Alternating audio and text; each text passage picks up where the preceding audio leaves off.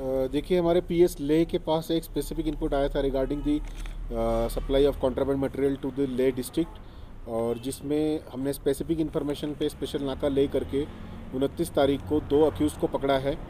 और इसमें जो सामान की रिकवरी हुई है, पहला जो अक्यूज़ड है, his name is Dhoni Chand son of Chittardev, जिसके पास से हमें 8 किलो 190 ग्राम के करीब चरसनुमा जो पदार्थ है, ये हमने इसको रिकवर किया है। और इसमें एफआईआर नंबर 235/20 जो है पीएस ले में लगा हुआ है, और सेक्शन एनडीपीएस का 8/20 के तहत हमने इनको एफआईआर में बुक किया हुआ है। और दूसरा अक्यूज़ जो है उसका नाम है रामलाल सन ऑफ कन्हैया लाल, और ये रेजिडेंट ऑफ मंडी हैं, हिमाचल प्रदेश। इनके पास से भी हमें सेम मोडस ऑपरेंडी से ये सामान जो है कॉन्ट्राबैंड मटेरियल जो है लेह डिस्ट्रिक्ट में ला रहे थे। इनके पास से हमने 404 ग्राम के करीब चरसनुमा पदार्थ जो है हमने इनसे भी रिकवर किया है। और इसमें 237/2020 और सेम सेक्शन 8/20 एनडीपीएस एक्ट के तहत इनके ऊपर हमने जो है एफआईआर दर्ज की हुई है।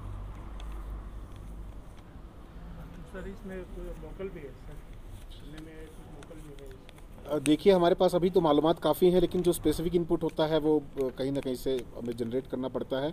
और ये तो वाज़ेह है कि अगर ये वहाँ से सप्लाई यहाँ दे रहे थे तो यहाँ पर कई लोकल इनके पेडलर्स भी हैं जो इसमें एक्टिव हैं, और मैं आपके तहत उनको बता देना चाहता हूँ कि या तो ये सब काम बंद कर दें, otherwise they will be behind bars. And ये जो लोकल कंजम्पशन है और जो विक्टिम्स हैं उनको हम ड्रग डी एडिक्शन सेंटर में रिहेबिलिटेट करने की कोशिश कर रहे हैं। और हमारे सिविल एडमिनिस्ट्रेशन की तरफ से हॉस्पिटल में भी एक विंग खुला है काउंसलिंग का, जो ड्रग्स के इसमें इन्वॉल्व रहते हैं।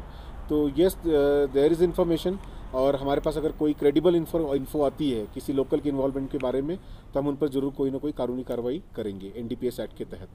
ये में ला रहे थे, लेह डिस्ट्रिक्ट में ला रहे थे। तो यहाँ लोकल कोई ना कोई इससे लिंक है कि?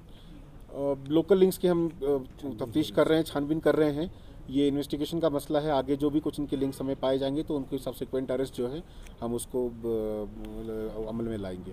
सर काफ़ी कोविड की वजह से भी काफ़ी यहाँ पे चीज़ों का और पैसों का या कहो जॉब लॉस का बड़ा कुछ हुआ है। आपको लगता है इसी बीच में ये जो ड्रग पैडलिंग है वो ज़्यादा शुरू हुआ है मेनली यंगस्टर्स में, आपको ऐसे लगता है sir?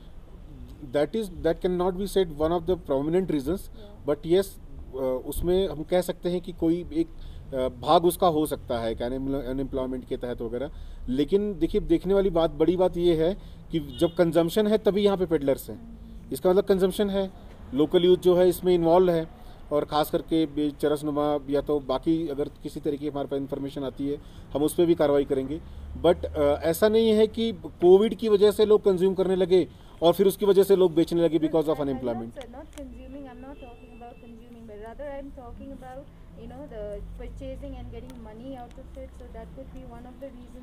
Yeah, but why purchasing will take place and why distribution will take place until unless there is a particular demand from the local youth.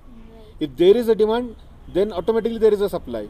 We cannot say that because of unemployment people started supplying and then youth started consuming.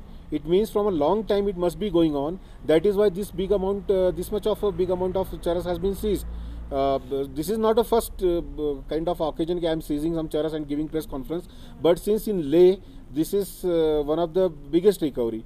I cannot say very big like 40 kg, 50 kg, or but if some amount is coming, then if it is 8 kgs, then there is a problem. There are youth involved in this, and yes, this cannot be an excuse for the COVID that we are unemployed and we are doing this kind of drug business. And sir, police have been they have been tried so well, doing awareness and so much of things.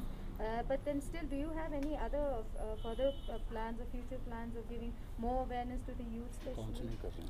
See, there are two phases into this. First is enforcement. Right. Second is education. Right. Firstly, we'll enforce, and this is a coercive method by punishing the accused and punishing the criminals who are involved in this kind of a business.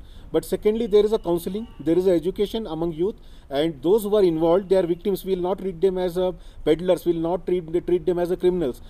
Through your channel, through your medium, I would like to tell to the youth of Leh, particularly Leh district and Ladakh in general, that they should come forward to us if they are suffering from this kind of illness, they are into this drug web, they should come out to us. We'll not reveal their identities, rather we'll try to counsel them in the best manner, and we'll try to rehabilitate them. If it is possible, from any assistance is required from the Ladakh police, it will be provided to them.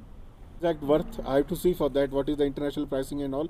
NCB must be aware about this, but after a long time, this is a big recovery in Leh district per se.